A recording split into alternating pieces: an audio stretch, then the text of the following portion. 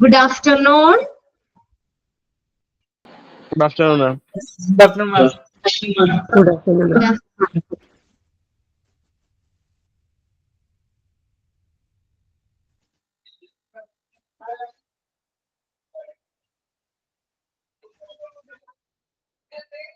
എത്രയാണ് 28 കുട്ടികൾ? ഇത്രയും കുട്ടികൾ ഉണ്ടായിരുന്നോളോ? അതോ ഫസ്റ്റ് ക്ലാസ് കഴിഞ്ഞപ്പോ പോയതാണോ? ഇത് കുറവാണല്ലോ. വെയിറ്റ്. അതിൽ ഇത് ടഫുള്ള പോർഷൻസ് ആണ് നമ്മൾ കവർ ചെയ്തുകൊണ്ട് പോകുന്നത്. മാക്സിമം ക്ലാസ്സിൽ കയറാൻ പറ്റുന്നവരൊക്കെ ജോയിൻ ചെയ്യാം കേട്ടോ. ഓക്കെ, എന്തായാലും നമ്മൾ health overview of health and hospital administration എന്ന് പറഞ്ഞ ചാപ്റ്റർ നമ്മൾ പഠിച്ചുകൊണ്ടിരുന്നത്. അതില് നമ്മൾ ഫസ്റ്റ് സെക്ഷനിൽ നമ്മൾ ഇൻട്രൊഡക്ഷനാ പറഞ്ഞത്, മീനിങ് ഓഫ് ഹെൽത്ത് അഡ്മിനിസ്ട്രേഷൻ, പിന്നെ അടുത്ത nature, scope and significance of health administration, role of health administration, പിന്നെ നമ്മൾ അതിന്റെ പ്രിൻസിപ്പിള് 13 ഉണ്ടായിരുന്നു. അത് നമ്മൾ നോട്ട് ചെയ്തെടുത്തിട്ടുണ്ട്, അത് പഠിക്കാൻ പറഞ്ഞിട്ടുണ്ട്. പിന്നെ ഒബ്ജക്റ്റീവ്സ് ആണ് പറഞ്ഞുകൊണ്ടിരുന്നത്. അത് ടെൻഷൻ അടിക്കേണ്ട, അത് അത്ര ഇമ്പോർട്ടന്റ് അല്ല. അതുകൊണ്ട് ജസ്റ്റ് വായിച്ചു പോകുന്നേ ഉള്ളൂ. അത് പ്രിൻസിപ്പിള് എല്ലാവരും പഠിക്കുക. ഓക്കെ, നമ്മൾ കഴിഞ്ഞ ക്ലാസ്സിൽ 8 പറഞ്ഞിട്ടുണ്ട്. അപ്പതേ നമ്മുടെ നെറ്റ് ഇഷ്യൂ, എന്തോ നെറ്റിന്റെ പ്രശ്നം കാരണം നമുക്ക് പിന്നെ 10 മിനിറ്റ് കൂടി ഉണ്ടായിരുന്നു നമുക്ക്. ഞാൻ അതും കൂടി അങ്ങ് തീർക്കാമെന്ന് വിചാരിച്ചായിരുന്നു ഇരുന്നത്. അപ്പൊ നെറ്റിന്റെ പ്രശ്നം കാരണം നമുക്കത് 10 മിനിറ്റ് പോയി. ഓക്കെ, എന്തായാലും നമ്മൾ 8 പോയിന്റ് വരെയാണ് നമ്മൾ പറഞ്ഞു നിർത്തിയത് ഒബ്ജക്റ്റീവ്സ്. അതിൽ ഇനി 9ാമത്തെ പോയിന്റ് നോക്കാം. ജസ്റ്റ് ഞാനൊന്ന് വായിച്ചു പോകുന്നേ ഉള്ളൂ കേട്ടോ. അത്ര ഇമ്പോർട്ടന്റ് അല്ലാത്തത് കൊണ്ട് ഒരുപാട് അതിലേക്ക് നമ്മൾ കോൺസെൻട്രേറ്റ് ചെയ്യുന്നില്ല. പിന്നെ നിങ്ങൾക്ക് അറിയാലോ, അപ്പൊ എല്ലാ ടീച്ചേഴ്സും എടുക്കുമ്പോൾ അറിയാം, വീണ്ടും വീണ്ടും റിപ്പീറ്റ് ചെയ്യേണ്ട ആവശ്യമില്ല. എന്നുവെച്ചാൽ ഇതെല്ലാം ചാപ്റ്റേഴ്സ് ലെങ്തി ചാപ്റ്റേഴ്സ് ആണ്. അതുകൊണ്ട് തന്നെ ഇമ്പോർട്ടൻറ്റ് സെക്ഷൻ എല്ലാവരും ക്ലാസ്സിൽ അപ്പൊ പറഞ്ഞു തരുന്നുണ്ട്.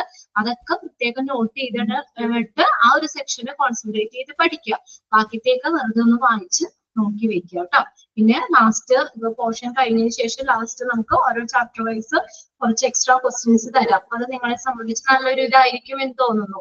അപ്പൊ ഫുൾ ഇത് വായിക്കുമ്പോൾ നമുക്ക് എന്താ ഒരു ചാപ്റ്ററിൽ നിന്ന് കിട്ടാൻ പറ്റുന്ന മാക്സിമം ക്വസ്റ്റ്യൻസ് നമുക്ക് എഴുതാം. നിങ്ങൾക്ക് അങ്ങനെയാണ് ഇതൊരു പഠിക്കാൻ കുറച്ചും കൂടി എളുപ്പമാകാൻ വേണ്ടി കേട്ടോ. ഇത് നമ്മൾ ഓരോ ക്ലാസ്സും കഴിയുമ്പോൾ 5 ക്വസ്റ്റ്യൻ വീതം മോക്ക് ടെസ്റ്റ് ആയിട്ട് തരുന്നുണ്ടല്ലോ. അതും എക്സ്ട്രാ ക്വസ്റ്റ്യൻസ് ഒക്കെ നിങ്ങൾ പഠിച്ചു വെക്കുക. അത് കറക്റ്റ് ആയിട്ട് പഠിക്കുക. ഇതൊക്കെ ഒന്ന് വായിച്ചും പോവുക. ഓക്കെ, ഇത് ഇപ്പൊ നമുക്ക് 9ാമത്തെ ചാപ്റ്റർ ഇതല്ലേ. ഞങ്ങൾക്ക് അറിയാം നിങ്ങൾക്ക് ടഫാണ് എന്നുള്ളത്. ആ ഒരു സിലബസ് അങ്ങനെയാണ്. നമ്മുടെ 3rd 4th ഇത്തിരി ടഫ് ഉള്ളത് തന്നെയാണ്. നമ്മൾ ജസ്റ്റ് ക്ലാസ്സിൽ നിങ്ങൾ എന്തായാലും ഒന്ന് കേട്ടിരിക്കാതെ നിവൃത്തിയില്ല, ഒന്ന് കേട്ടിരിക്കുക കേട്ടോ. 9th പോയിന്റ് പറയുന്ന to encourage and grant recognition to research in the field of health and hospital management and to awards scholarship and assistance in other suitable forms.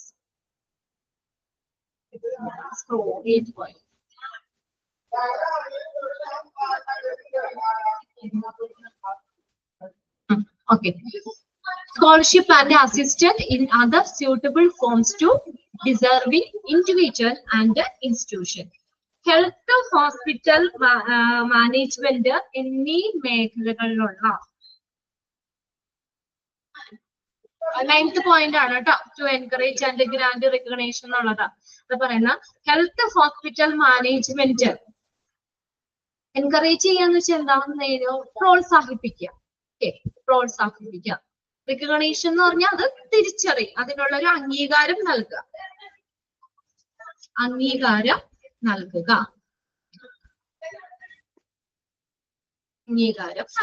Okay, നോക്കിയത് എന്താ പോയിന്റ് പറഞ്ഞത്? ഹെൽത്ത് ഹോസ്പിറ്റൽ മാനേജ്മെന്റ് എന്നീ മേഖലകളിലുള്ള ഗവേഷണങ്ങളെ ഗവേഷണങ്ങളെ പ്രോത്സാഹിപ്പിക്കുകയും അതിന് അംഗീകാരം നൽകുന്നതിനും അർഹരായ ഇൻഡിവിജ്വൽസിനോ അല്ലെങ്കിൽ ഇൻസ്റ്റിറ്റ്യൂഷൻസ്, സ്ഥാപനങ്ങൾക്കോ വ്യക്തികൾക്കോ അനുയോജ്യമായ മറ്റു രൂപരേഖകളിൽ നിന്നൊക്കെ ഉള്ള സ്കോളർഷിപ്പും അവാർഡുകളും അതിനുള്ള അസിസ്റ്റൻസ്, സഹായവും നൽകുക എന്നുള്ളത്. ഓക്കെ, ഒന്നുകൂടി പറയാം. ഹെൽത്ത് ഹോസ്പിറ്റൽ മാനേജ്മെന്റ് എന്നീ മേഖലകളിലുള്ള ഗവേഷണങ്ങളെ പ്രോത്സാഹിപ്പിക്കുന്നതിനും അവർക്കുള്ള അംഗീകാരം നൽകുന്നതിനും വേണ്ടിയിട്ട് നൽകുന്നതിനും അതിനുള്ള അർഹരായ ഇൻഡിവിജ്വൽ വ്യക്തികളിൽ നിന്നോ അല്ലെങ്കിൽ ഇൻസ്റ്റിറ്റ്യൂഷൻ സ്ഥാപനങ്ങളിൽ നിന്നോ ഉള്ള ആവശ്യമായിട്ടുള്ള സ്ഥാപനങ്ങൾക്കും ഒക്കെ ആവശ്യമായിട്ടുള്ള അസിസ്റ്റൻസുകള് സഹായവും അവാർഡും സ്കോളർഷിപ്പും നൽകുക. 9ാമത്തെ പോയിന്റ്. 10ാമത്തെ പോയിന്റ് നോക്കിയേ. To function as an advisory consultative body in the best interests of community and country to central and state governments, public sectors undertaking objectives ആണ് കേട്ടോ. ഒബ്ജക്റ്റീവ്സ് ഞാൻ വെറുതെ ഒന്ന് വായിച്ചു പോകുന്നേ ഉള്ളൂ. കൂടുതൽ നമ്മൾ അതിൽ കോൺസെൻട്രേറ്റ് ചെയ്ത് പഠിക്കുന്നില്ല എന്ന് വെച്ചാൽ അത് അത്ര ഇമ്പോർട്ടന്റ് അല്ല കേട്ടോ. അതുകൊണ്ടാണ് വെറുതെ ഒന്ന് വായിച്ചു പോകുന്നേ ഉള്ളൂ. And to central and state government, public sectors undertaking healthcare delivery organization, public health and health system development, teaching and training organization, and any other health related associated organization we need so emergent so service are demanded for. വലിയ point ആയിട്ടാണ് കൊടുത്തേക്കുന്നത്. എന്താ, നമ്മുടെ സംഘടന ആ ഒരു ഓർഗനൈസേഷന് ആവശ്യം വരുമ്പോൾ അല്ലെങ്കിൽ സർവീസ് ആവശ്യപ്പെടുമ്പോൾ കേന്ദ്ര സംസ്ഥാന സർക്കാരുകള്, സെൻട്രൽ ആൻഡ് സ്റ്റേറ്റ് ഗവൺമെന്റ്, കേന്ദ്ര സംസ്ഥാന സർക്കാരുകള്, പബ്ലിക് സെക്ടേഴ്സ് പൊതുമേഖലാ സ്ഥാപനങ്ങള്, health care delivery organisation, public health sector undertaking, health care delivery organization, then public health and health system development എന്നിങ്ങനെയുള്ള ആരോഗ്യ സംബന്ധിയായ സ്ഥാപനങ്ങള് എന്നിവയ്ക്ക് സമൂഹത്തിന്റെയും രാജ്യത്തിന്റെയും ഒക്കെ ഏറ്റവും മികച്ച താല്പര്യങ്ങൾക്ക് വേണ്ടി ഒരു ഉപദേശക സമിതിയായിട്ട് എന്ത് ചെയ്യാം, പ്രവർത്തിക്കുക എന്നുള്ളത്, ഒരു ഉപദേശക ബോഡി ആയിട്ട് പ്രവർത്തിക്കുക എന്നുള്ളത്. The function as advisory or consultative body, ഒരു ഉപദേശക ഒരു ബോർഡായിട്ട് പ്രവർത്തിക്കുക. സംഘടനയ്ക്ക് സംഘടന ആവശ്യം വരുമ്പോൾ അല്ലെങ്കിൽ സർവീസ് ആവശ്യപ്പെടുമ്പോൾ നമ്മൾ പറഞ്ഞ ഈ സ്ഥാപനങ്ങളൊക്കെ central and state government, public sector, health care delivery organisation, public health and health system development, teaching and training organisation, മറ്റുള്ള ആരോഗ്യ സംബന്ധിയായിട്ട് ഹെൽത്ത് റിലേറ്റഡ് അസോസിയേറ്റഡ് ഓർഗനൈസേഷൻ എന്നിവയ്ക്ക് സമൂഹത്തിന്റെയും രാജ്യത്തിന്റെയും ഏറ്റവും മികച്ച താല്പര്യങ്ങൾക്ക് വേണ്ടി ഒരു കൺസൾട്ടേറ്റീവ് ബോഡി ആയിട്ട് എന്ത് ചെയ്യുക, പ്രവർത്തിക്കുക. അടുത്തത് 11ാമത്തെ point. To help to prepare SOPs അതിന്റെ ഒരു എക്സ്പാൻഡഡ് ഫോം ഒന്ന് അവിടെ നോട്ട് ചെയ്ത് വെച്ചാല് standard operating procedure, SOP, standard operating procedures, standard operating procedure. അതിൽ നിന്ന് എക്സ്പാൻഡഡ് ഫോം ഒന്ന് നോട്ട് ചെയ്തു കേട്ടോ. To help to prepare SOPs, manuals, literature and book on healthcare management, quality and accreditation, healthcare technology, healthcare industry related subject, textbook for health management courses for benefit of the students and faculty, hospital and healthcare organization and academic institution. എന്താ പറഞ്ഞിരിക്കുന്നത്, വിദ്യാർത്ഥികൾക്കും അതുപോലെ ഫാക്കൽറ്റികൾക്കും ആശുപത്രിയിലുള്ള ആരോഗ്യ പരിപാലന സംഘടനകൾക്കും അക്കാദമിക സ്ഥാപനങ്ങൾക്കും വേണ്ടിയിട്ട്. ഇത് നമ്മൾ ലാസ്റ്റ് തുടങ്ങി നമ്മൾ നോക്കുക കേട്ടോ.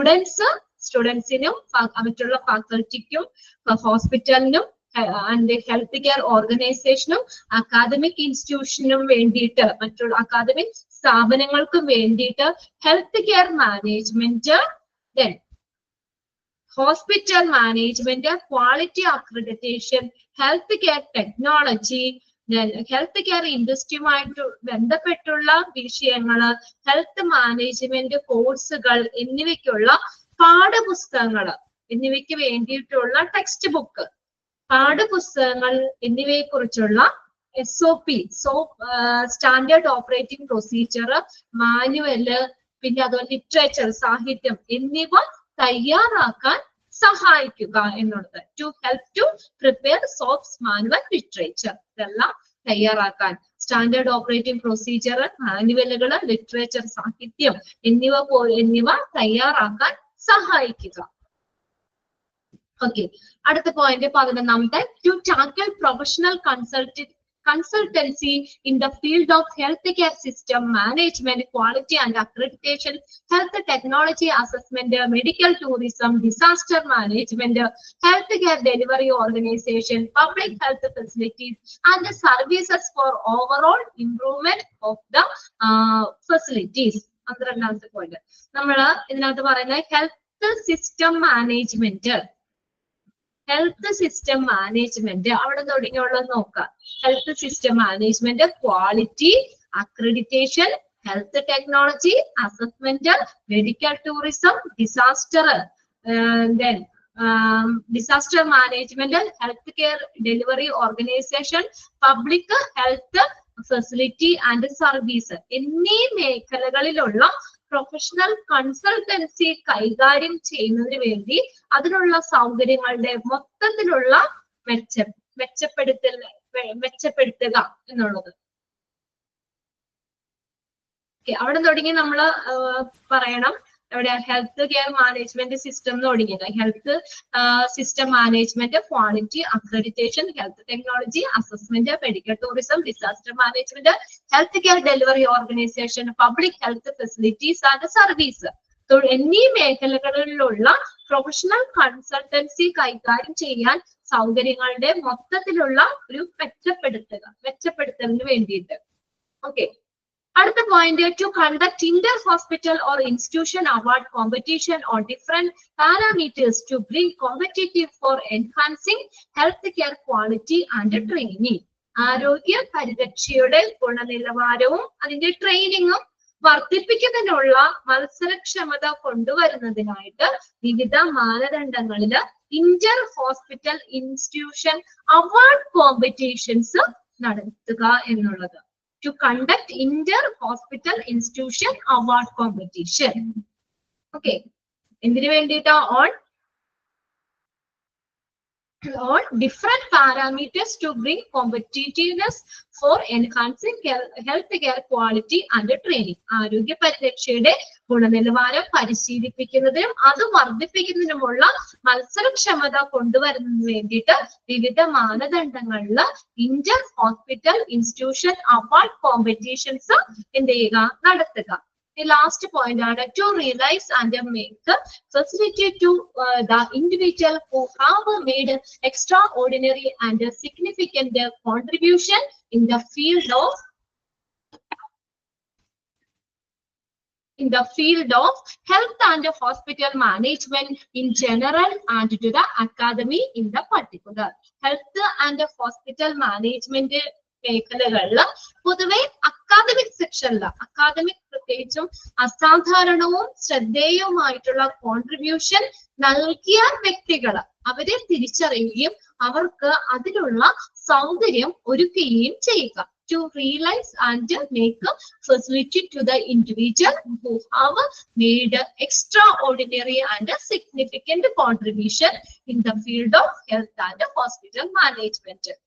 ഹെൽത്ത് ആൻഡ് ഹോസ്പിറ്റൽ മാനേജ്മെന്റ് മേഖലകളിലുള്ള പ്രത്യേകം കോൺട്രിബ്യൂഷൻ നടത്തിയ ആ വ്യക്തികൾ അവരെ തിരിച്ചറിയുകയും അവർക്ക് അതിനുള്ള സൗകര്യം ഒരുക്കുകയും ചെയ്യുക.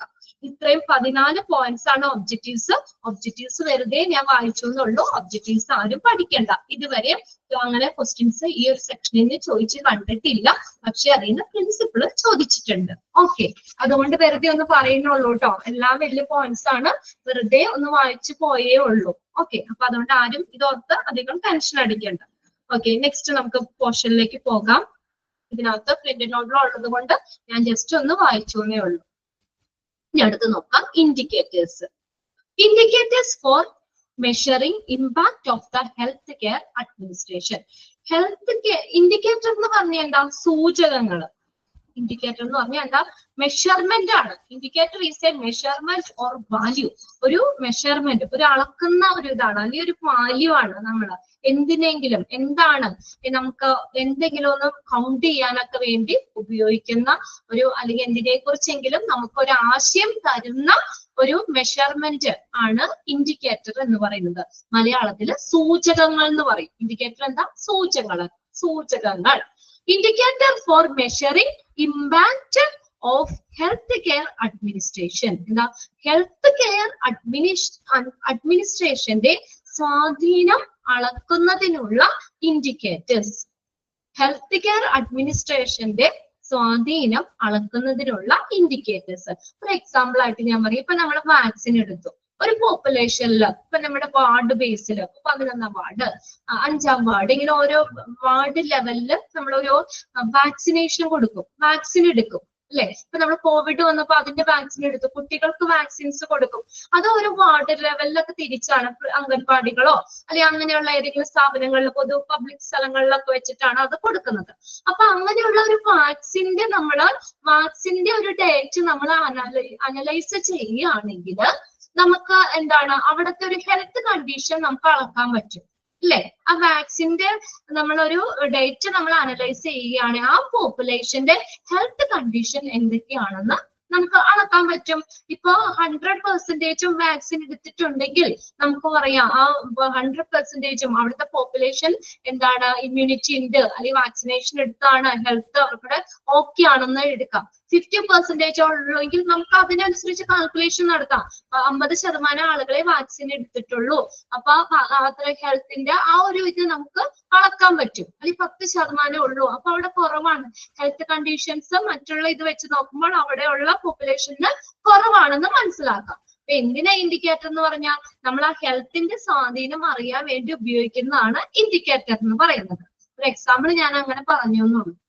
അത് ചിലപ്പോൾ നിങ്ങൾക്ക് എക്സാമ്പിൾ പറഞ്ഞപ്പോ ക്ലിയർ ആയിട്ടുണ്ടാവും. ഒരു വാക്സിൻ എടുക്കുകയാണെങ്കിൽ അതിന്റെ ഡേറ്റ നമ്മൾ നോക്കുകയാണെങ്കിൽ അവിടുത്തെ പോപ്പുലേഷന്റെ ഹെൽത്ത് എങ്ങനെയാണെന്ന് നമുക്കൊന്ന് അനലൈസ് ചെയ്യാൻ പറ്റും.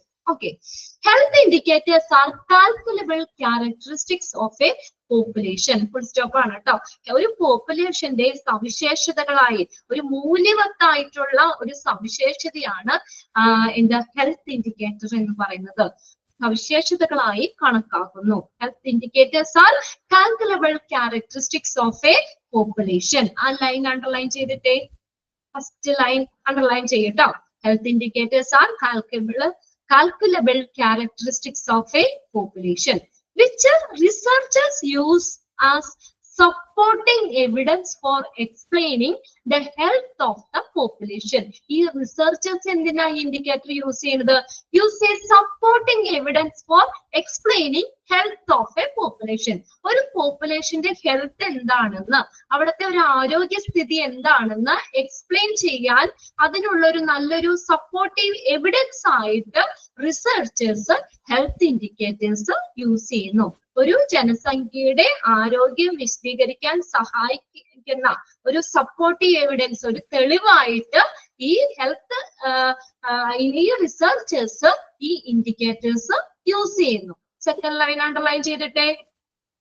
which health indicators used researchers use health indicators as supporting evidence for explaining the health of a population. ഒരു ജനസംഖ്യയുടെ ആരോഗ്യം അത് വിശദീകരിക്കാൻ എക്സ്പ്ലെയിൻ ചെയ്യാനുള്ള ഒരു സപ്പോർട്ടീവ് എവിഡൻസ് ആയിട്ട് ഈ ഇൻഡിക്കേറ്റർ റിസർച്ചേഴ്സ് യൂസ് ചെയ്യുന്നു. Normally, researchers will use a survey methodology to collect the information about a population sample. അവിടെ ഒരു പോപ്പുലേഷൻ, ഒരു ജനസംഖ്യയുടെ ഒരു പോപ്പുലേഷൻ സാമ്പിളിനെ കുറിച്ച്, ജനസംഖ്യ സാമ്പിളിനെ കുറിച്ചുള്ള വിവരങ്ങൾ ശേഖരിക്കുന്നത് റിസർച്ചേഴ്സ് എന്താ ഉപയോഗിക്കുന്നത്? Use survey methodology. അണ്ടർലൈൻ ചെയ്തിട്ട് സർവേ മെത്തഡോളജി. സർവേയിലൂടെയാണ് എന്ത് ചെയ്യുന്നത്? ആ പോപ്പുലേഷന്റെ അവിടുത്തെ ഇൻഫർമേഷൻ കളക്ട് ചെയ്യുന്നത് റിസർച്ചേഴ്സ്. അവിടെ സർവേ മെത്തഡോളജി എന്നുള്ള ലൈനും അണ്ടർലൈൻ ചെയ്തിട്ട്, അപ്പൊ പാരഗ്രാഫിൽ ആദ്യത്തെ 3 ലൈനും അണ്ടർലൈൻ ചെയ്തിട്ടേക്കാം കേട്ടോ. Use statistic. ഇനി എന്തുപയോഗിച്ചിട്ട് അവര്? സ്റ്റാറ്റിസ്റ്റിക്സ് ഉപയോഗിച്ചിട്ടാണ്. To generalise the information gathered to the total population and then use the statistical analysis to make a statement about the health of the population.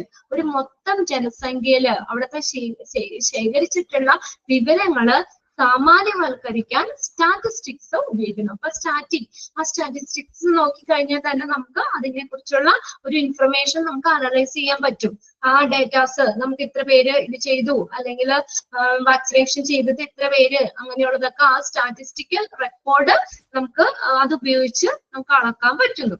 കൂടാതെ ഒരു പോപ്പുലേഷന്റെ ഹെൽത്തിനെ കുറിച്ച് ഒരു പ്രസ്താവന നടത്താനും സ്റ്റാറ്റിസ്റ്റിക്കൽ അനലൈസ് യൂസ് ചെയ്യുന്നു. And use the statistical analysis to make the statement about the health of the population.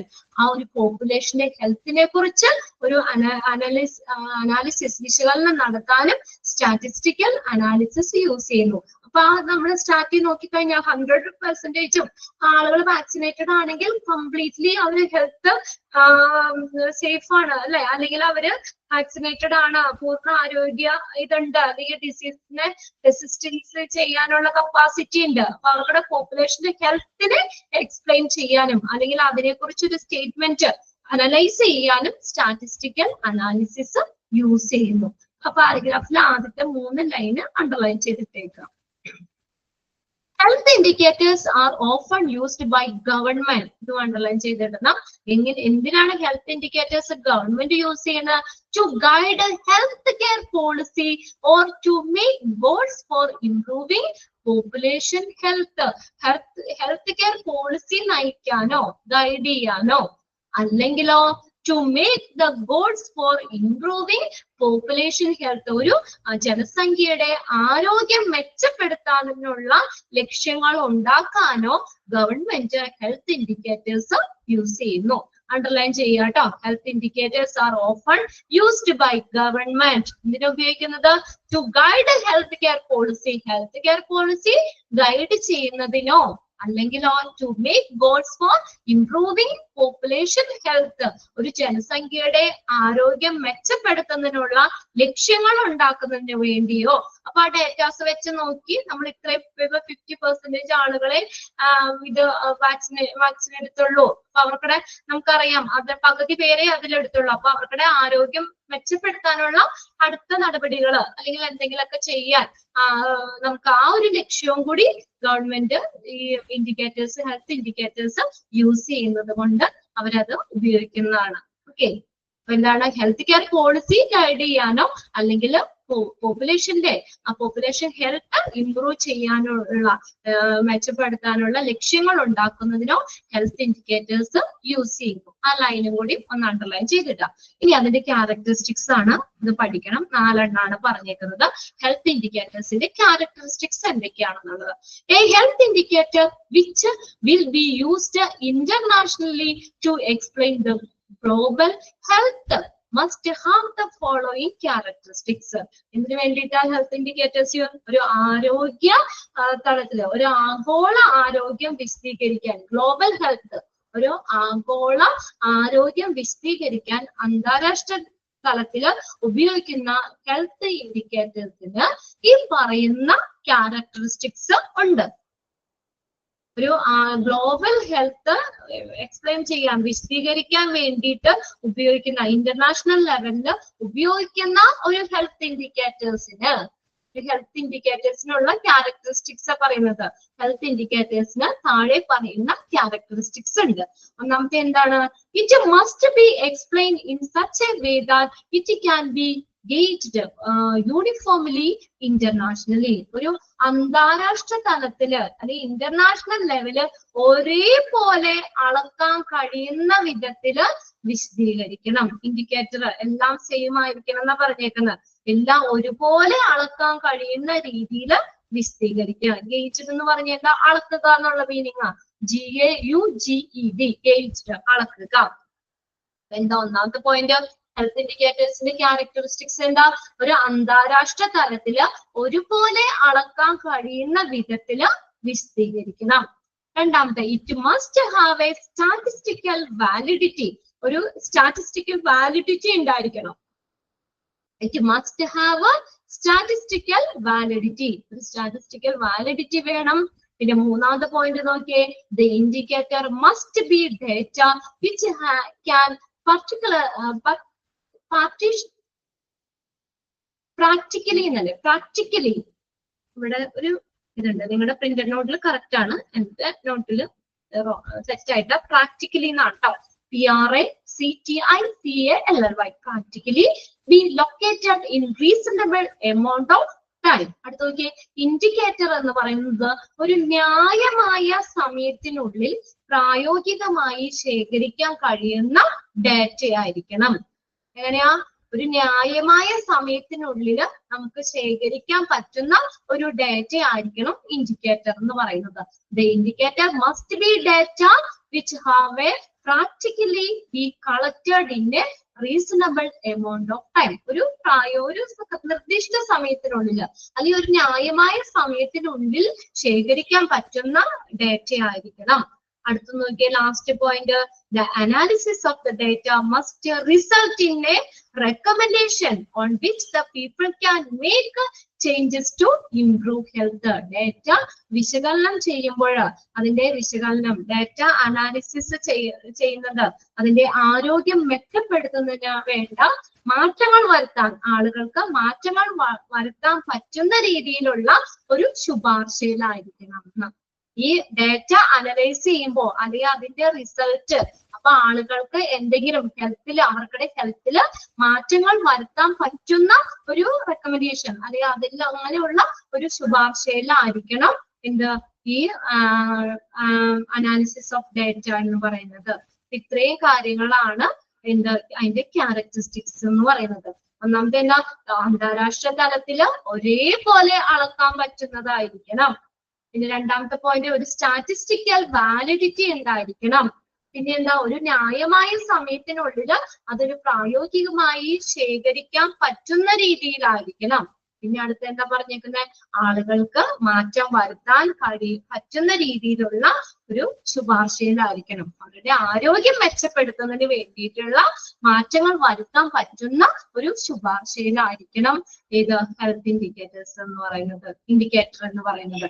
ഇത്രയാണ് 4 ആ characteristics നിങ്ങൾ പഠിച്ചു വെക്കണം കേട്ടോ. അപ്പൊ അതിനകത്തുനിന്ന് ആദ്യത്തെ ആ പാരഗ്രാഫിന്റെ 3 ലൈൻ അണ്ടർലൈൻ ചെയ്യാൻ പറഞ്ഞു. പിന്നെ നമ്മൾ പറഞ്ഞത് ഗവൺമെന്റ് എന്തിനു വേണ്ടിയിട്ടാണ് ഹെൽത്ത് ഇൻഡിക്കേറ്റേഴ്സ് യൂസ് ചെയ്യുന്നതെന്ന് പറഞ്ഞു.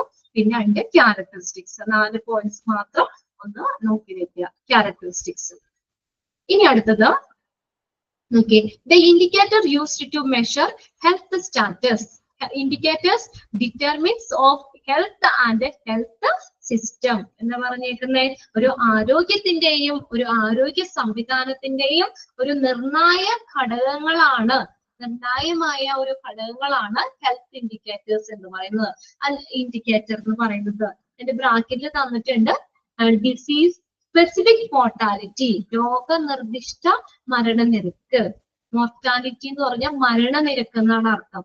ഡിസീസ് സ്പെസിഫിക് മോർട്ടാലിറ്റി, ഒരു രോഗനിർദ്ദിഷ്ടമായിട്ടുള്ള മരണനിരക്ക്. മോർബിഡിറ്റി എന്ന് പറഞ്ഞാൽ രോഗാവസ്ഥ, മോർബിഡിറ്റി. ഡിസബിലിറ്റി എന്താണ്, വൈകല്യം. Determinants of health, biological risk factors, ജൈവപരമായിട്ടുള്ള ഒരു അപകട ഘടകങ്ങൾ, റിസ്ക് ഫാക്ടേഴ്സ്. ഹെൽത്ത് ബിഹേവിയേഴ്സ്, ആരോഗ്യ സ്വഭാവം.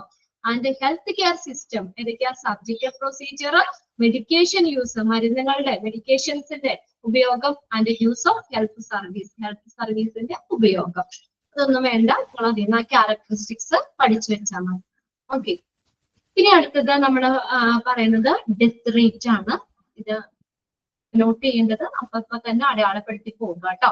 ഡെത്ത് റേറ്റ് അല്ലെങ്കിൽ മോർട്ടാലിറ്റി റേറ്റ്. ഡെത്ത് റേറ്റ് അറിയപ്പെടുന്ന മറ്റൊരു പേരാണ് ഏത്, mortality rate. Death rate or mortality rate എന്ന് വെച്ചാൽ എന്താ, മരണനിരക്കാണ്. മരണനിരക്ക് ഇവിടെ കുറച്ചൊക്കെ ഏതാണ്, ഡിസബിലിറ്റി, വൈകല്യം.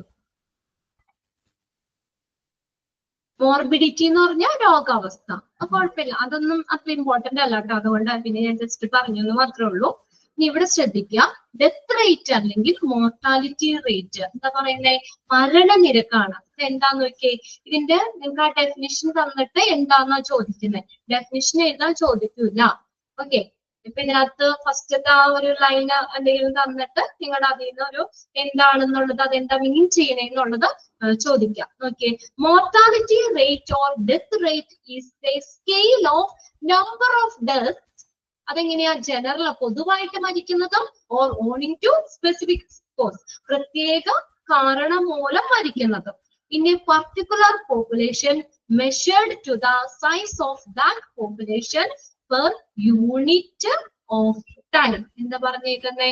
ഒരു പ്രത്യേക ടൈമില് പെർ യൂണിറ്റ് ഓഫ് ടൈം, ഒരു പ്രത്യേക ടൈമില് ഒരു പർട്ടിക്കുലർ പോപ്പുലേഷന്റെ വലിപ്പത്തെ അടിസ്ഥാനമാക്കി measured to the size of that population, ഒരു പോപ്പുലേഷന്റെ വലിപ്പം എത്രത്തോളം പോപ്പുലേഷൻ ഉണ്ട് ഒരു പ്രത്യേക സമയത്ത് ആ ഒരു പോപ്പുലേഷന്റെ വലിപ്പത്തെ അടിസ്ഥാനമാക്കിയുള്ള നമ്പർ ഓഫ് ഡെത്തിന്റെ സ്കെയിലാണ് മോർട്ടാലിറ്റി റേറ്റ് എന്ന് പറയുന്നത്.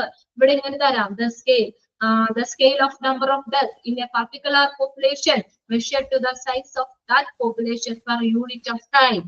എന്താണ് അതിന്റെ താഴെ തരാം ഏതാണെന്ന്, മോർട്ടാലിറ്റി റേറ്റ് അല്ലെങ്കിൽ ഡെത്ത് റേറ്റ് ആണ്. എന്താ പറഞ്ഞേക്കുന്നേ? എങ്ങനെയാ? ഒരു പ്രത്യേക ടൈമില് ഓക്കെ ഒരു പോപ്പുലേഷന്റെ വലുപ്പത്തെ അടിസ്ഥാനമാക്കി measured to the size of that population, ആ ഒരു പോപ്പുലേഷന്റെ വലുപ്പത്തെ അടിസ്ഥാനമാക്കി നമ്പർ ഓഫ് ഡെത്തിന്റെ എത്ര ആളുകൾ മരിച്ചു അതിന്റെ ആ ഒരു സ്കെയില്, ഒരു അളവാണ് ഈ മോർട്ടാലിറ്റി റേറ്റ് എന്ന് പറയുന്നത്. അത് ജനറൽ ആയിട്ട് മരിച്ചതാകാം, പ്രത്യേക കാരണം മൂലവും മരണമടഞ്ഞതാവാം. അങ്ങനെയുള്ള നമ്പർ ഓഫ് ഡെത്ത് അതിന്റെ ഒരു സ്കെയിലാണ് മോർട്ടാലിറ്റി റേറ്റ് എന്ന് പറയുന്നത്. ആ ഒരു ഫസ്റ്റ് ലൈൻ കിട്ടിയോ? ടൈം ഒരു പ്രത്യേക എപ്പോഴും ഉള്ളതല്ല, ഒരു പ്രത്യേക ടൈമില് ഒരു പോപ്പുലേഷന്റെ വലുപ്പത്തെ അടിസ്ഥാനമാക്കിയിട്ട് അവിടെ മരിച്ച ആ നമ്പർ ഓഫ് ഡെത്തിന്റെ ഒരു സ്കെയില്, അതാണ് മോർട്ടാലിറ്റി റേറ്റ്. ക്ലിയർ ആയോ നിങ്ങൾക്കത്? എന്താണ് മോർട്ടാലിറ്റി റേറ്റ് എന്നുള്ളത്? It's also called death rate. Okay, the term mortality indicates the total death that happen especially on a large scale such as in a population or geographical area. ഒരു വലിയൊരു ഭൂപ്രദേശത്ത് അല്ലെങ്കിൽ ഒരു വലിയൊരു population, അതായത് ഇപ്പൊ നമ്മൾ 5-10 പേരുകൾക്കിടയിലല്ല അല്ലെങ്കിൽ ഒരു കുറച്ചാളുകളുടെ ഇടയിലല്ല വരുന്നത്, ഒരു വലിയൊരു പോപ്പുലേഷൻ ആണ്. ഓർ ജിയോഗ്രാഫിക്കൽ ഏരിയ കണ്ടോ, such as in a population or geographical area, ഒരു ഭൂമിശാസ്ത്രപരമായ ഒരു സ്ഥലത്ത് അല്ലെങ്കിൽ ഒരു പ്രത്യേക പോപ്പുലേഷനില് ഒക്കെ ഉണ്ടാകുന്ന വലിയ തോതിലുള്ള മരണങ്ങള്, അവിടെ സംഭവിക്കുന്ന വലിയ തോതിലുള്ള മരണങ്ങളുടെ ആകെ എണ്ണമാണ് മോർട്ടാലിറ്റി എന്ന് പറയുന്നത്.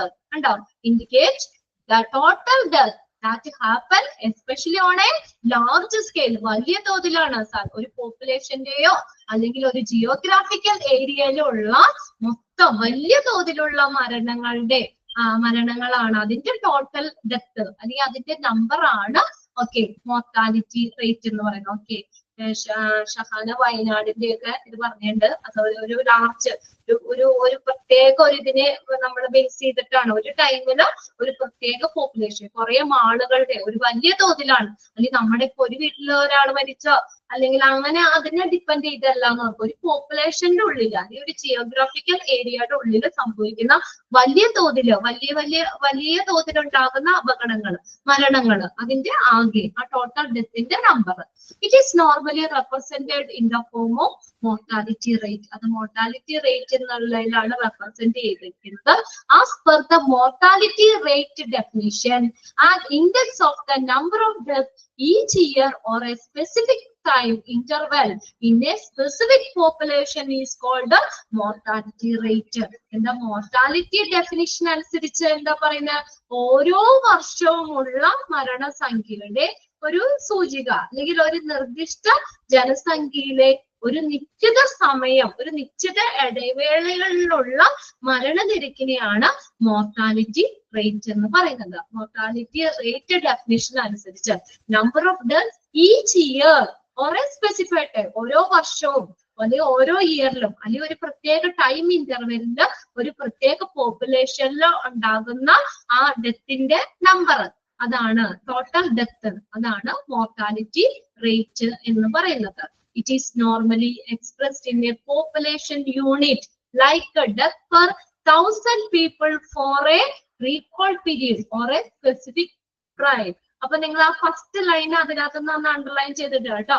ആ ഫസ്റ്റ് പാരഗ്രാഫ് ഒന്ന് അണ്ടർലൈൻ ചെയ്തിട്ടാ മതി. പിന്നെ നോക്കിയേ, ഇത് നോക്കിയേ, it is mortality rate is normally expressed in a population unit.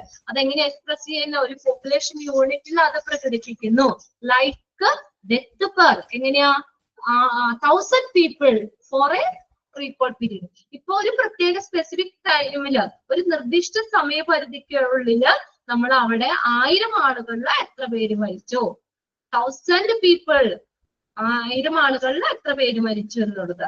Death per 1000 people for a recall period. ഒരു നിർദ്ദിഷ്ട സമയപരിധിക്കുള്ളില് എത്ര പേരുകൾ, 1000 പേരിൽ എത്ര പേര് മരിച്ചു എന്നുള്ളത് കാണുന്നത്. Death rate and it's measurement, calculating A mortality rate. Mortality rate calculate ചെയ്യുന്ന എങ്ങനെയാണ്, അതിന്റെ ഫോർമുല നിങ്ങൾ ഒരു ബോക്സിലാക്കി ഇടണം. അത് എക്സാമിന് ചോദിക്കാറുണ്ട്.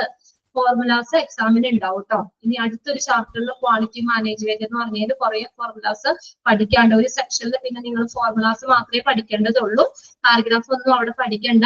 അപ്പൊ അവിടെ ഫോർമുല കിടക്കുന്നുണ്ട്. അപ്പൊ ഇതിൽ ഈ മോർട്ടാലിറ്റി റേറ്റ് എന്നുള്ള ഫോർമുല നിങ്ങൾ പഠിക്കണം.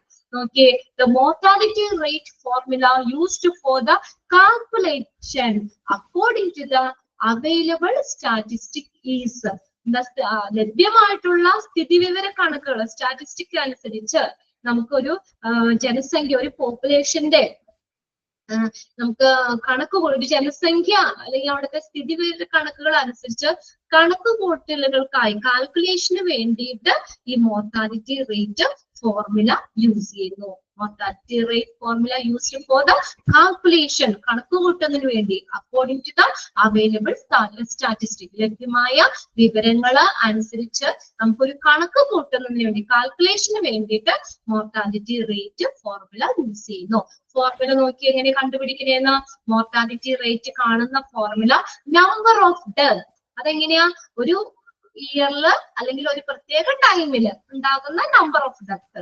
അപ്പൊ അവിടെ നടന്ന ഡെത്തിന്റെ number divided by total population, അവിടെ മൊത്തത്തിലുള്ള ജനസംഖ്യ, ആ ടോട്ടൽ പോപ്പുലേഷൻ ഇൻറ്റു 1000. ഇത് 1000 ആളുകളുടെ അല്ലേ നമ്മൾ പറഞ്ഞത്, 1000 people ആണ്, പെർ 1000 people. അതുകൊണ്ടാണ് 1000 നമ്മൾ വെച്ചിട്ട് മൾട്ടിപ്ലൈ ചെയ്യുന്നത്. Divided by 365. അത് എത്ര, ഒരു വർഷത്തെ കാണുന്നത് അല്ലെ, അതുകൊണ്ട് 365 എന്ന് ഡിവൈഡ് ചെയ്തു. ഇതാണ് mortality rate formula. Mortality rate കാണുന്നതിനുള്ള ഫോർമുല എല്ലാവരും ഒന്ന് വായിച്ചു നോക്കി എന്റെ ഒപ്പം. Number of deaths divided by total population into 1000 all divided by 365. ബോക്സിലാക്കിയിട്ടേ അത് ആ ഫോർമുല. ഓക്കെ, ഫോർമുല ക്ലിയർ അല്ലേ? ഫോർമുല ഇമ്പോർട്ടന്റ് ആണ് കേട്ടോ. ഫോർമുലാസ് ചോദിക്കാറുണ്ട്. ഇതിൽ ഇമ്പോർട്ടന്റ് ഉള്ളത് പഠിക്കേണ്ടത് ഞാൻ നോട്ട് നിങ്ങളോട് ഇതുപോലെ ബോക്സിലാക്കി ഇടാൻ പറയാം. അത് മാത്രം നിങ്ങൾ പഠിച്ചാൽ മതി കേട്ടോ. ഇമ്പോർട്ടന്റ് ആയിട്ടുള്ളത് മോർട്ടാലിറ്റി റേറ്റ് കാണുന്ന ഫോർമുല. അപ്പം മൊത്തം death, number of death divided by total population into 1000 divided by 365. ഇവിടെ ഏതാന്ന് അറിയുന്നേ, ഇവിടെ നമുക്ക് അതിനകത്ത് which of the formula is correct relating to mortality rate, അല്ലെങ്കിൽ find out the formula mortality rate, അങ്ങനെയായിരിക്കും ക്വസ്റ്റ്യൻ വരുന്നത്.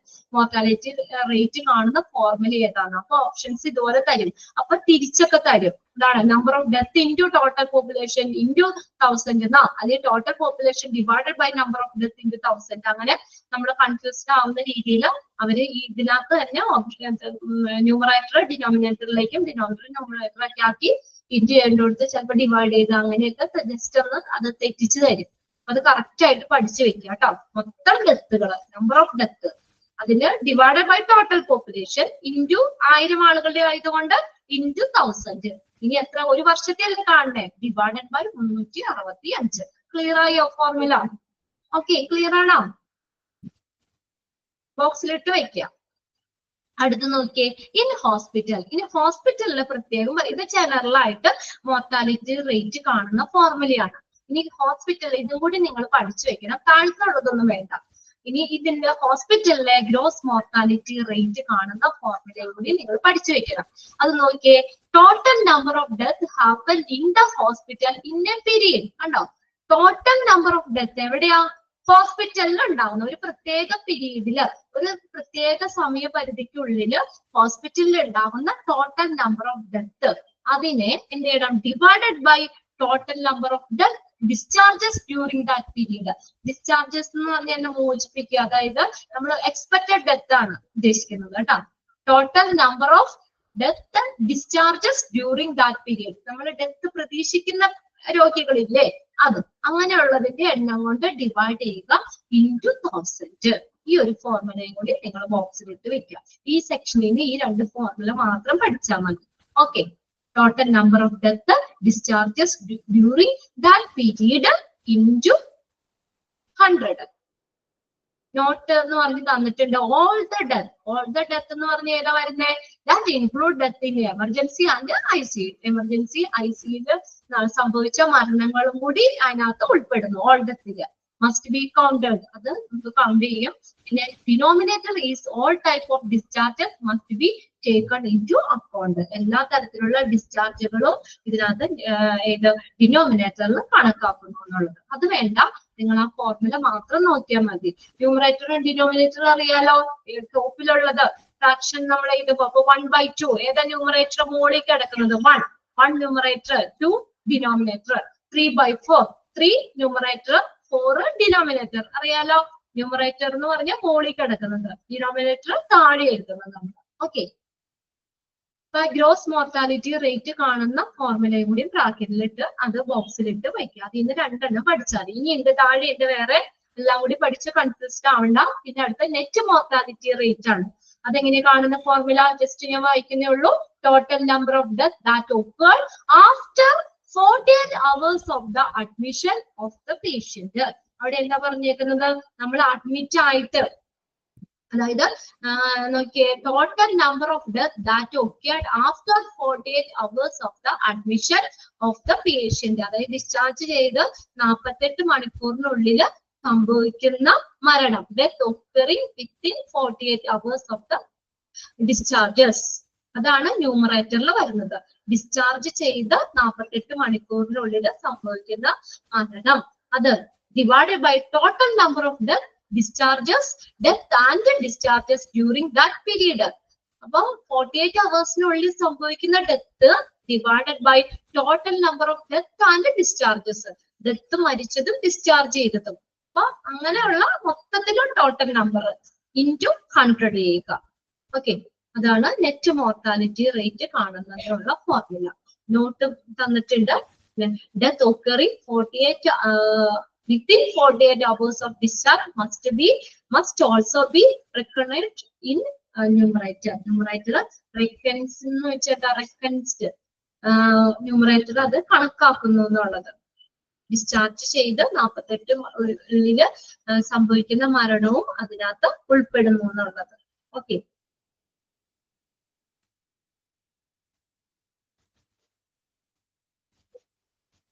ബാധിക്കുമോന്നോ? അതും കൂടി ആ ഒരു ഫോർമുല കണക്ക് കൂട്ടുമ്പോ അതും കൂടി ഉൾപ്പെടുന്നു എന്നാ പറഞ്ഞേക്കുന്നത്. 48 മണിക്കൂർ ഡിസ്ചാർജ് ചെയ്തിട്ട് 48 മണിക്കൂറിനുള്ളിൽ സംഭവിക്കുന്ന ഡെത്ത് അതിനകത്ത് ന്യൂമറേറ്ററിൽ കണക്കാക്കപ്പെടുന്നുണ്ട്. അതാണ് ടോട്ടൽ നമ്പർ ഓഫ് ഡെത്ത് എന്ന് പറയുന്നത്. അതും കൂടി അത് ഉൾപ്പെടുന്നു എന്നുള്ളത്. The total number of death that occurred after 48 hours of the admission of the patient. ചില ആളുകളൊക്കെ ഇല്ലേ, നമ്മളിപ്പോ ഹോസ്പിറ്റലിൽ നിന്ന് മടക്കിയൊക്കെ അയക്കൂലേ, ഇപ്പൊ മരിക്കാറായി, പിന്നെ നമ്മള് അങ്ങനെയൊക്കെ മടക്കി വിടുന്ന ആ ഡെത്തും ഇതിനകത്ത് കൂട്ടും എന്നുള്ള അർത്ഥം. അപ്പൊ വീട്ടിൽ ചെന്ന് കഴിയുമ്പോഴേ മരിക്കുന്നത്, ചിലപ്പോ മരിക്കാറാവുമ്പോഴൊക്കെ നമ്മൾ മടക്കി അയക്കൂലേ, അതിന് ഇവിടെ നിന്നിട്ട് കാര്യമില്ല, കൊണ്ടുപോകണം പറയൂലേ, അങ്ങനെ ഒത്തിരി സീരിയസ് ഒക്കെ ആവുമ്പോ. അപ്പൊ അങ്ങനെ വരുന്ന 2 ദിവസം അപ്പോൾ വീട്ടിൽ വന്ന് ഡിസ്ചാർജ് ചെയ്ത് വീട്ടിൽ വന്ന് 2 ദിവസം ഇതിനുള്ളിൽ മരിക്കുകയാണെങ്കിലും അതും കൂടി നെറ്റ് മോർട്ടാലിറ്റി റേറ്റ് എടുക്കുമ്പോൾ ന്യൂമറേറ്ററിൽ ഉൾപ്പെടുത്തുന്നു എന്നാ പറഞ്ഞേക്കുന്നത്. അത് എത്ര ഡീറ്റെയിൽ ഒന്നും വേണ്ട, അത് നിങ്ങൾ പഠിക്കുന്ന ആ ഫസ്റ്റത്തെ മാത്രം നിങ്ങൾ പഠിച്ചു വെച്ചാൽ മതി കേട്ടോ. പിന്നെ അടുത്തത് ICU സ്പെസിഫിക് മോർട്ടാലിറ്റി റേറ്റ്. അപ്പൊ എവിടെയാ? ICUയിൽ സംഭവിക്കുന്ന death. Total number of death in ICU patient in a period എന്നാണ് കേട്ടോ. ഒരു പ്രത്യേക പീരീഡില് സമയത്ത് ICUയിൽ കിടന്ന് മരിക്കുന്ന പേഷ്യൻസിന്റെ എണ്ണം. Total number of death in ICU patient in a period. Divided by, അതിനെ അവിടെ ഡിവൈഡ് എന്നും കൂടി ഉണ്ട് കേട്ടോ, divided by total number of patients discharged from ICU in that period. ആ സമയത്ത് ICU നിന്ന് ഡിസ്ചാർജ് ചെയ്ത പേഷ്യൻസ് ഇല്ലേ, അതിനെ ഡിവൈഡ് ചെയ്യുക, ഇൻറ്റു 100 ചെയ്യുക. അതാണ് ICU സ്പെസിഫിക് മോർട്ടാലിറ്റി റേറ്റ്. അതിനകത്ത് മുകളിലത്തെ ഗ്രോസ് മോർട്ടാലിറ്റി റേറ്റ് മാത്രം നിങ്ങൾ പഠിച്ചാൽ മതി, മറ്റേ രണ്ടും ഒന്ന് വായിച്ചു വെക്കുക.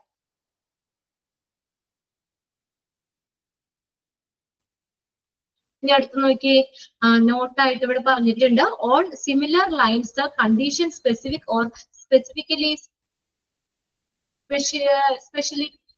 Speciality specific death rate can also be calculated like maternity mortality rate etcetera. അവിടെ മെറ്റേണിറ്റി സാമാന്യമായ രീതിയിൽ പ്രസവപരമായിട്ടുള്ളതും പ്രസവ മരണനിരക്ക് പോലുള്ള അവസ്ഥകളിൽ നിർദ്ദിഷ്ടമായ സമയത്തൊക്കെ സംഭവിക്കുന്ന പ്രത്യേക മരണങ്ങളും അവിടെ ഇതിനകത്ത് ഉൾപ്പെടുത്തുന്നു എന്നുള്ളത്.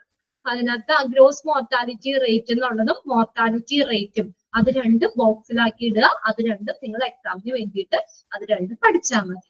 ഓക്കെ, ഇനി അടുത്തതാണ് ഇൻഫന്റ് മോർട്ടാലിറ്റി റേറ്റ്. ഇൻഫന്റ് എന്ന് പറഞ്ഞാൽ എന്താ, ശിശുക്കള് അല്ലെ, ശിശു മരണങ്ങള്. Infant mortality rate. Infant mortality rate is the number of resident newborn in a prescribed geographical area, country, state, etc. പിന്നെ country എന്ന് തന്നിട്ടുണ്ട്, അതിന്റെ അത് വേണ്ട, country, state, etc. dying under 1 year of age. അവിടെ ഒരു ഫോം ഇടുക കേട്ടോ, 1 year of age divided by the number of resident live birth for the same geographical area and multiplied by 1000. അവിടെ ഫോർമുല താഴെ തന്നെ ഉണ്ട്, അതും കൂടി കാണുമ്പോൾ നിങ്ങൾക്ക് ഒന്നുകൂടി ക്ലിയർ ആവും. നോക്കിയേ, എന്താണ് പറഞ്ഞേക്കുന്നത്, ഇൻഫന്റ് മോർട്ടാലിറ്റി റേറ്റ്, ശിശു മരണ നിരക്ക് എന്ന് പറയുന്നത് ഒരു നിശ്ചിത ഭൂമിശാസ്ത്ര പ്രദേശത്ത്, ഒരു പ്രത്യേക സ്ഥലത്ത്, അതാണ് പ്രിസ്ക്രൈബ്ഡ് ജിയോഗ്രാഫിക്കൽ ഏരിയ എന്ന് പറയുന്നത്, ഒരു നിശ്ചിത ഭൂമിശാസ്ത്ര പ്രദേശത്ത് പുതുതായി ജനിക്കുന്ന കുട്ടികളെ, ന്യൂബോൺ ബേബീസ്, പുതിയതായിട്ട് ഉണ്ടാകുന്ന ശിശുക്കൾ അല്ലെങ്കിൽ നവജാത ശിശുക്കള്, അതില് ഒരു വർഷത്തിൽ മരിക്കുന്ന കുട്ടികള്, അതിൽ ഒരു വർഷത്തിനുള്ളിൽ മരിക്കുന്ന കുട്ടികള്. അപ്പൊ എന്താ പറഞ്ഞേക്കുന്നത്, ഒരു പ്രത്യേക ജിയോഗ്രാഫിക്കൽ ഏരിയ, ഒരു പ്രത്യേക ഭൂമിശാസ്ത്ര പ്രദേശത്ത് പുതുതായിട്ട് ജനിക്കുന്ന കുട്ടികളില് ഒരു വർഷത്തിനുള്ളില് മരിക്കുന്ന കുട്ടികളുടെ എണ്ണം, അതിനെ എന്തുകൊണ്ട് ഡിവൈഡ് ചെയ്യണം, divided by number of resident live birth for the same geographical area. ആ ഒരു ഭൂമിശാസ്ത്ര പ്രദേശത്ത് താമസിക്കുന്ന തത്സമയം, അപ്പൊ അവിടെ ഉള്ള കുട്ടികളുടെ തത്സമയ ജനത്തിന്റെ എണ്ണം കൊണ്ട് എന്ത് ചെയ്യണം, നമ്മളത് ഡിവൈഡ് ചെയ്തിട്ട് മൾട്ടിപ്ലൈ ബൈ 1000 കൊണ്ട് മൾട്ടിപ്ലൈ ചെയ്യുക. അതാണ് ഇൻഫന്റ് മോർട്ടാലിറ്റി റേറ്റ് കാണുന്നതിനുള്ള വാക്യം.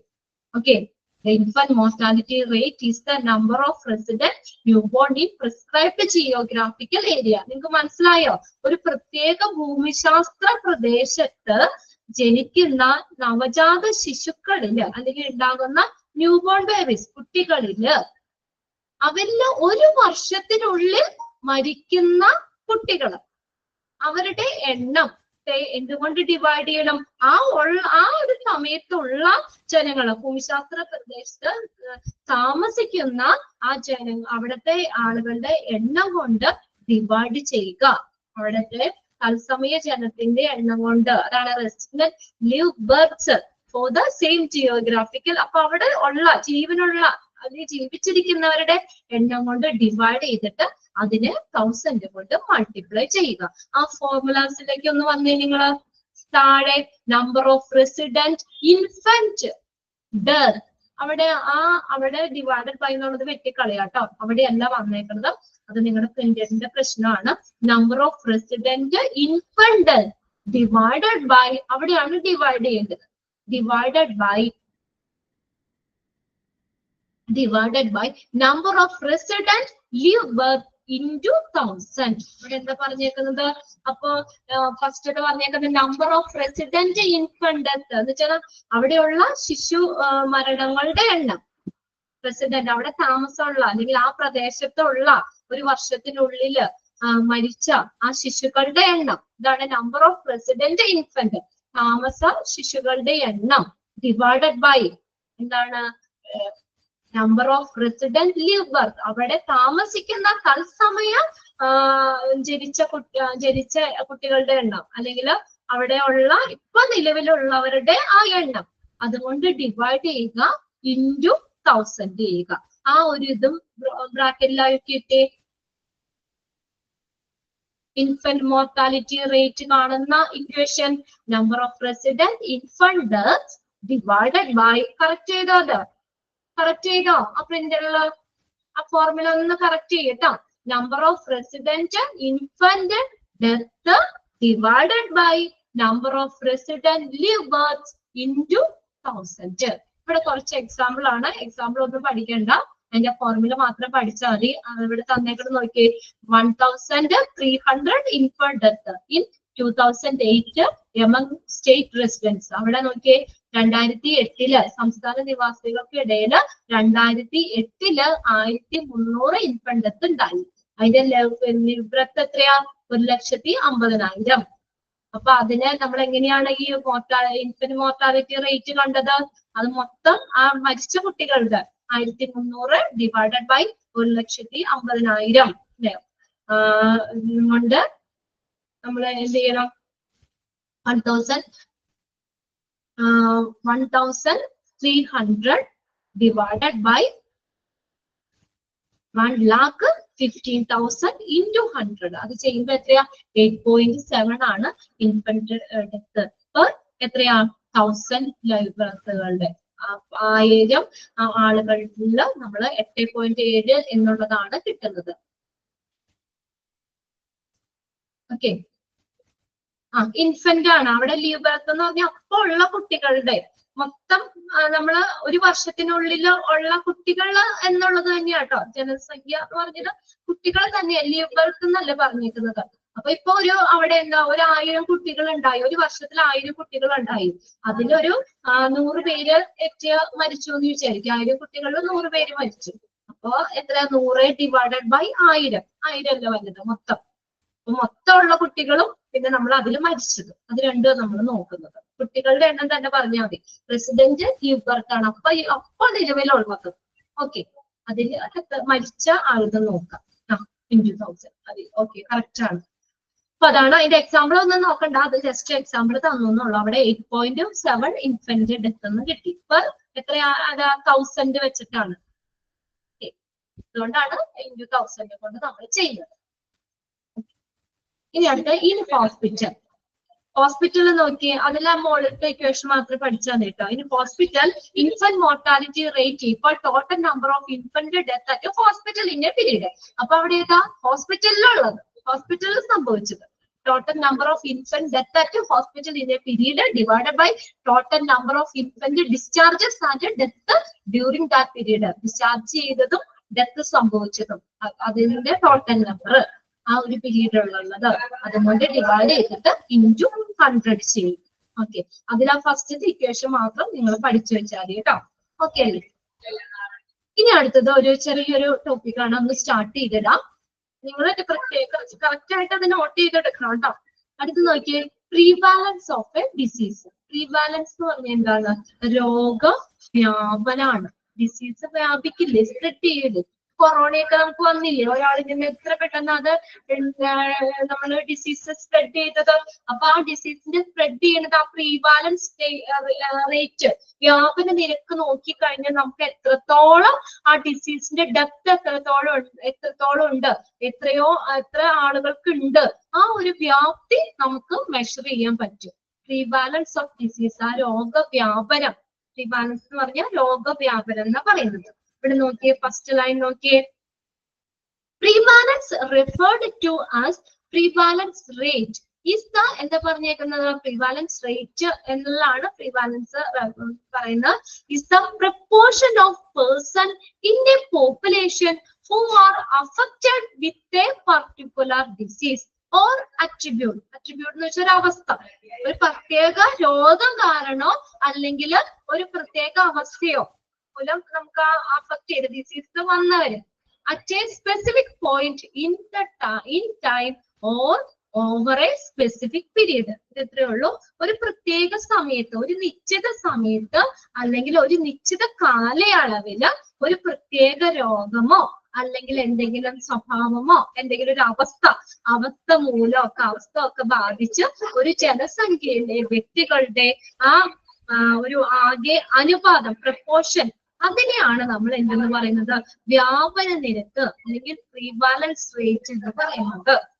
Okay, it's the proportion of the person in a population who are affected with a particular disease or attribute at a specific point in time or over a specific period. ഒന്നുകൂടി നോക്കി എന്താ പറഞ്ഞേക്കുന്നതെന്ന്, ഒരു നിശ്ചിത സമയത്ത്, ഒരു പ്രത്യേക time അവിടെ പറയുന്നുണ്ട്, ഒരു പ്രത്യേക പീരീഡില്, ഒരു പ്രത്യേക കാലയളവില് ഒരു പ്രത്യേകമായിട്ട് ഒരു സ്പെസിഫിക് ഡിസീസോ അല്ലെങ്കിൽ എന്തെങ്കിലും രോഗമോ ഒക്കെ ഒരു അവസ്ഥ, എന്തെങ്കിലും ഒരു അവസ്ഥയും കൊണ്ടോ ഒക്കെ ബാധിച്ച ഒരു ജനസംഖ്യയിലുള്ള വ്യക്തികളുടെ അനുപാതം, അത് വ്യാപിച്ച ആ ജനസംഖ്യയില് ആ ഒരു വ്യക്തികളുടെ അനുപാതം, അതിനെയാണ് നമ്മൾ വ്യാപന നിരക്ക് അല്ലെങ്കിൽ പ്രീവാലൻസ് റേറ്റ് എന്ന് പറയുന്നത്. ആ ഫസ്റ്റ് സെന്റൻസ് ഒന്ന് അണ്ടർലൈൻ ചെയ്തിട്ടേ.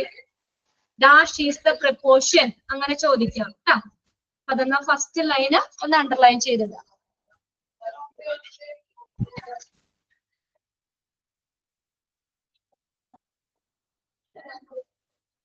എല്ലാവരും അണ്ടർലൈൻ ചെയ്തോ? ലാസ്റ്റ് ലൈൻ,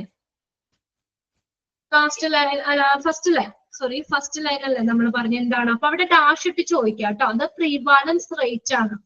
ഇനി എന്താ പറഞ്ഞേക്കുന്നത്? Prevalence is A measure of disease that let us determine a person likelihood of a having disease.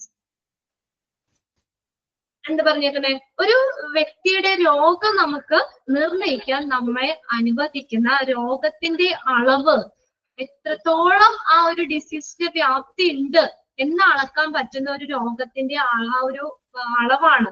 അതാണ് വ്യാപനം അല്ലെങ്കിൽ പ്രീവാലൻസ് എന്ന് പറയുന്നത്. Is measured of disease measure ചെയ്യുക.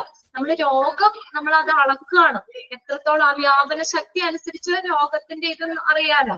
ആ ഡിസീസ് നമ്മൾ അളക്കുകയാണ്. ഒരു വ്യക്തിയുടെ രോഗം നിർണയിക്കാൻ നമ്മളെ അനുവദിക്കുന്ന ഒരു രോഗത്തിന്റെ അളവാണ് ഈ പ്രീവാലൻസ് എന്ന് പറയുന്നത്. So the number of prevalent cases is the total number of cases of disease that exist in population. അതിനാൽ എന്താ പറഞ്ഞേക്കുന്നത്?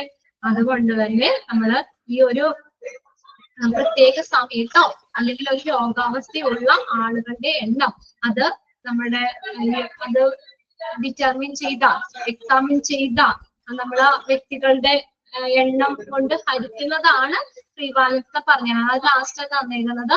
ഇവിടെ എന്താ പറഞ്ഞേക്കുന്നത്? നമ്മള് is the measure of disease. Prevalence എന്ന് പറഞ്ഞാൽ ഒരു രോഗത്തിന്റെ ആ വ്യാപനം അത് മെഷർ ചെയ്യുന്നതാണ്. Okay, prevalence is the measure of disease that let us determine person likelihood of having a disease. So the number of prevalence cases is the total number of cases of disease that existed in a population. രോഗബാധിതരായിട്ടുള്ള ആളുകളുടെ എണ്ണത്തെ പ്രതിനിധീകരിക്കുന്നത് പോലെ തന്നെ നൽകിയിരിക്കുന്ന സ്ഥലത്തും ഒരു പ്രത്യേക സമയത്തും ഒരു ജനസംഖ്യയിൽ ഉണ്ടാകുന്ന രോഗത്തിന്റെ ഭാരത്തിന്റെ അളവാണ് പ്രീവാലൻസ്. എങ്ങനെ മെഷർ ചെയ്യാം? Dividing the number of person with the disease or condition at A particular time. അത് ആ ഡിസീസ് വന്ന ആളുകളുടെ എണ്ണം അല്ലെങ്കിൽ ഓരോ കണ്ടീഷൻ, ഒരു പ്രത്യേക ടൈമിൽ വരുന്ന ആ ഒരു കണ്ടീഷനിൽ നിൽക്കുന്ന ആളുകളുടെ എണ്ണത്തെ എന്തുകൊണ്ട് ഹരിക്കണം? ആ person point by the number of individual examine. ആ ഡിസീസ് എക്സാമിൻ ചെയ്ത, അത് പരിശോധിച്ച അല്ലെങ്കിൽ നമ്മൾ എന്താ പറയാ മനസ്സിലാക്കിയ, നിരീക്ഷിച്ച ആളുകളുടെ എണ്ണം കൊണ്ട് ഹരിക്കുന്നതാണ് പ്രീവാലൻസ് എന്ന് പറയുന്നത്. മെഷർ ചെയ്യാനുള്ള ഒരു വാക്യാണ് കൊടുത്തേക്കുന്നത്. എന്താ? Number of person with a disease or condition at a particular time point divided by the number of individual examined. അത് പരിശോധിക്കപ്പെട്ട വ്യക്തികളുടെ എണ്ണം കൊണ്ട് ഹരിക്കുന്നതാണ് പ്രിവാലൻസ് എന്ന് പറയുന്നത്. ഇത്രയും മതി. അപ്പൊ നമുക്കത് ജസ്റ്റ് ആ ഫസ്റ്റ് ലൈൻ മാത്രം നിങ്ങളൊന്ന് അണ്ടർലൈൻ ചെയ്തിട്ടേക്ക് കേട്ടോ. ഓക്കെ, ഇത്രയും മതി, ഒരുപാട് നോക്കുന്നില്ല. അപ്പൊ അതിനകത്ത് ആ ഇമ്പോർട്ടന്റ് നമ്മൾ അണ്ടർലൈൻ ചെയ്തിട്ടേക്കുന്നതൊക്കെ നിങ്ങൾ മെയിൻ ആയിട്ട് ഇരുന്ന് വായിച്ച് പഠിക്കുക കേട്ടോ. ഓക്കെ, പിന്നെ നമുക്ക് എക്സ്ട്രാ ക്വസ്റ്റ്യൻസ് എഴുതാം. അപ്പൊ നിങ്ങൾക്ക് മാക്സിമം നമുക്ക് 1 വേർഡ്സുകൾ ഈ ഒരു ചാപ്റ്ററിൽ നിന്ന് കവർ ചെയ്ത് പോകാം. ഇതിപ്പോ നമുക്ക് ഇങ്ങനെ വായിച്ച് പറയാനേ പറ്റുള്ളൂ. ഇത് 2 or 3 പ്രാവശ്യം ജസ്റ്റ് ഈ പോയിന്റ്സ് പറയാന്നല്ലാതെ ഇതിൽ കൂടുതൽ നമുക്ക് എക്സ്പ്ലെയിൻ ചെയ്ത് നമുക്ക് അങ്ങനെ ക്ലാസ്സിൽ ഇരുന്ന് പഠിക്കാൻ പറ്റുന്ന ഒരു ചാപ്റ്ററുകളല്ല. നിങ്ങൾക്ക് അത് ഓൾറെഡി അറിയാലോ. അപ്പൊ അതുകൊണ്ട് നമുക്ക് ഇമ്പോർട്ടന്റ് അണ്ടർലൈൻ ചെയ്തിട്ടുള്ളതൊക്കെ എല്ലാവരും വൃത്തിയായിട്ട് പഠിക്കാം കേട്ടോ. ഓക്കെ, നെക്സ്റ്റ് ക്ലാസ്സിൽ കാണാം. Okay, thank you.